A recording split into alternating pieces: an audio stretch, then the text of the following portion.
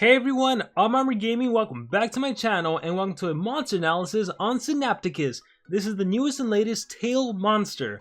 Alright, so on the frozen planet in which a civilization of Solians led by Izal lived, an abandoned brain came alive, self-aware and intelligent by the chaos of the universe. It felt threatened and unprotected, given that Solians feed on brains which they add to their own body. This new living brain creature didn't have many chances for survival, so built up a mechanical suit. Now Synaptikus is a fully functional monster ready to fight off Izal or any Solian that may stand in its way. Synaptikus is a metal control monster who uses freeze and mega freeze to stop his opponents. His attacks include some tortures as well as trait disables and positive effect cleanings. His evolving trait is tough at rank 0, immune to possession at rank 3, and rank 5 it also gains area 50% life shield.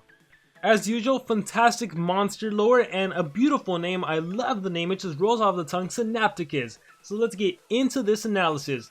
This monster has a life of 34,684, which in the meta category isn't necessarily that high. However, if you could get this monster at rank 5, keep in mind you will start off with a area shield of 50%, and if this monster is ranked up at rank 5, his life will be even greater. His power is 3476, which is a pretty good power honestly, and then his speed is the most amazing thing about this monster. Boasting a speed set of 3553, this is officially the fastest metal monster. It's actually tied with Hopkin, but yes, he's officially the fastest metal monster in the game. And he's tied with other monsters like Madam Fusion, Ragnarök, just to kind of give you an idea of where that speed stat is. But in terms of being a control monster, because keep in mind Hopkin is a support monster, this is officially the fastest metal control monster in the game, and he utilizes freeze, which is very interesting, because typically metal monsters don't use freeze. So, evolving trait, once again, at tough, he has a 35% chance to not get hit with negative effects. At rank 3, you get possession immunity, which helps you against, especially against magic monsters that have possession. A lot of metal monsters also have possession, so if you can get this monster to rank 3, that'll really be useful. Then at rank 5, you get that area shield. I don't know how many players will actually get a chance to get this monster to rank 5, but I think just based on his stats and the fact that he's utilizing freeze, he's probably going to be worth ranking up. The best part is, he's not a Forsaken monster. He's not an elite monster, so getting his cells isn't necessarily that hard. Well, even if he was an elite monster, the cool thing is that you can use Elementium and Elemental cells to rank him up. So without further ado, this is actually my first time looking at this monster, so it's going to be like a first time looking at the skills and everything. In terms of relics, he can hold the amulet and the staff. Amulet can help him stay alive. The staff can help him with stamina if stamina is an issue. In terms of books, he's in the Adventures book, the Winter book, and the Mechanical book. And actually, looking really quickly at the stamina cost, his skills really don't cost too much, with the exception of one that I see is 50, but we'll get into that. So, tier 1 skills, Primary Motor Cortex deals moderate special damage to all enemies, applies drown to all enemies. This has no cooldown, so you can spam it as many times as you need to. It only costs 15 stamina. Drown is helpful because it reduces monsters' HP, and when you have a monster this fast that relies on controlling, it's great to have some sort of torture, especially something where even if you get hit with cooldowns activated, it won't necessarily affect you, so you could always apply drown to the enemy team. You have Primary Visual Cortex, which removes positive effects from one enemy, applies nanovirus to an enemy, and deals heavy metal damage to an enemy. I feel like more and more we're going to see monsters that always remove positive effects before they do anything else. The cool thing about this monster is that you remove positive effects, and then you apply nanovirus. Nanovirus will prevent the enemy from applying any more positive effects to themselves, so that's super useful. And then you deal some heavy metal damage, which kind of works with this monster's high power. This skill is also spammable, so once again, even if you get hit with cooldown activated, you'll still be able to remove positive effects from an enemy and apply nanovirus. That's pretty cool. Even though this monster is not going to be running as an attacker, this is still a skill you can always utilize. We have Somatosensory Cortex, deals moderate special damage to all enemies, 50% chance of applying freeze to all enemies. Because this is a 50% chance to deny, I am not a fan of it, especially when you're going up against other monsters that have hardened, tough, bulwark, whatever it may be. So from skills group 1, the only skill I could see you running is Primary Visual Cortex, once again because it removes positive effects and it applies the nanovirus, having no cooldown. You could also argue that the AoE Drowned is worth using, but it depends what he has in skills group 2 and 3. So let's move on. We have Broca's Area, removes all negative side effects from all allies. Yes, that's phenomenal. Anytime a deny monster can also cleanse from your team, you definitely want that. So you remove negative effects from your team, you apply a 50% life shield to your whole team, all allies absorbs 50% of damage received. Nice! So this is awesome. You get a 50% life shield, and instead of taking 100% of the damage, you only take 50% of the damage. That is awesome. This has a 3-turn cooldown, that's expected for the effect, and it costs 27 stamina. Overall, I love this skill. This is definitely a must-have. You are removing any negative effects, any deny, any torture, whatever is on your team. You give a shield and you take less damage. That is great. Amygdala response is next. Applies freeze to an enemy, applies freeze to one enemy, applies nanovirus to an enemy, applies bleed to an enemy, requires cooldown. 3 turn cooldown as well, 27 stamina cost as well. And what can I say? It is a fantastic skill. You apply freeze twice, so even if an enemy monster does have hardened or bulwark or whatever, there's a high likelihood the freeze will land. It applies nanovirus, which prevents them from essentially becoming immune to freeze, so you can follow it up with another freeze skill, and it'll prevent them from just applying any positive effects. And you also bleed, so that's some extra DOT. This is super useful against dodge area monsters, since you're not going to be able to use any sort of AoE against a dodge area monster. Another fantastic skill in skills group 2. Then we have oscillatory patterns, which disables trait on one enemy, applies true vision to its— oh my gosh, this is why this skill has a 50 stamina cost. This skill is phenomenal. Disables trait on one enemy, applies true vision to itself, gives 1 extra turn to itself. This is great.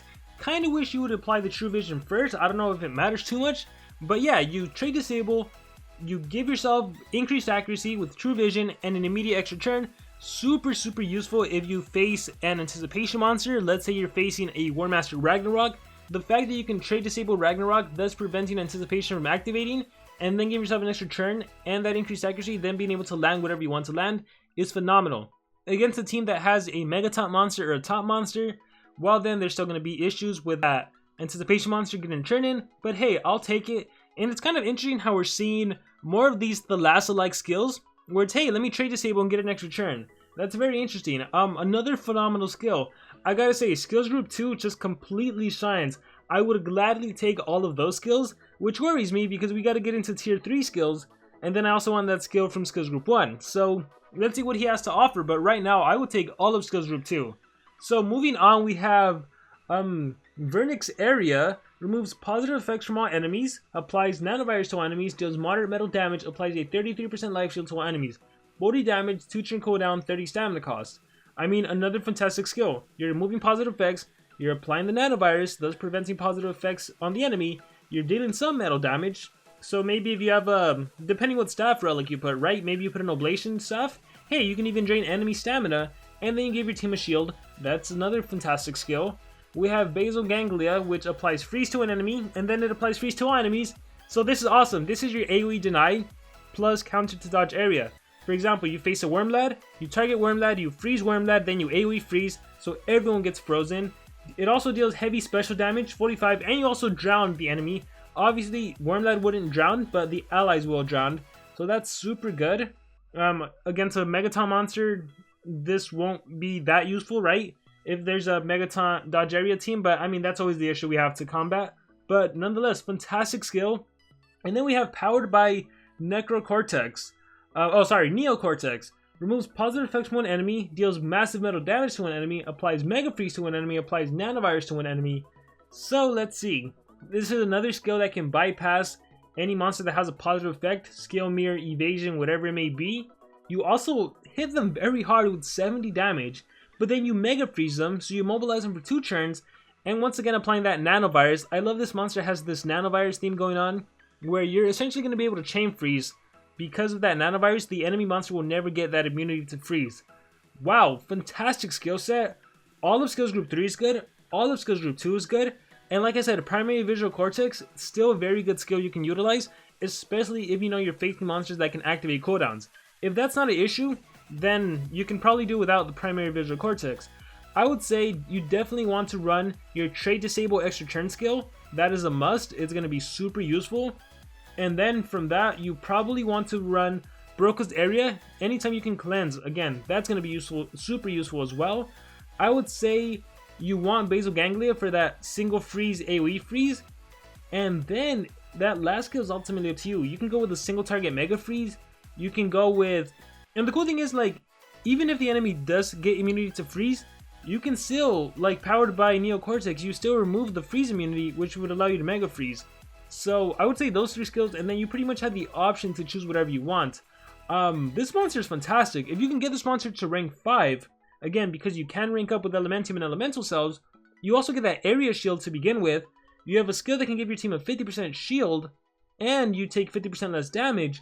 and you also have a skill that can give you a 33% life shield. So this monster, even though it's not necessarily the tankiest, thanks to the rank 5 trait and the skill set, it makes himself and the team pretty tanky as well. The relics are awesome, right? Amulet and staff, because Vernix area deals damage, you can utilize Oblation Staff, you can do Cane of Atlantis if you need it. You have a lot of options for the staff relic. Fantastic monster all around, I would say right now. Let's talk about the ultimate. Full Boltzmann Brain deals very heavy metal damage to all enemies, applies nanovirus to all enemies, removes 50% of stamina from all enemies, applies Mega Freeze to all enemies. Fantastic ultimate as well. Wow. I gotta say, it is a pretty straightforward monster. The best thing about it, I love the name, Synaptikus. I told you guys the skill set I would run. This is the monster you give 3 speed runes. Obviously, you have him go first, you have him deny. Fantastic monster. It's kind of interesting because we haven't really seen like a non-elite, non-forsaken monster. So Synaptikus I like a lot. Again, he's a tail monster. Hopefully all of you were able to get all of the different parts, and then we'll be able to get him during this event. But this has been my analysis on Synaptikus. Now I want to hear from you guys. What do you guys think about this monster? How do you think he compares in the meta? Any thoughts, let me know in the comments below. Thank you very much, and I will see you all next time.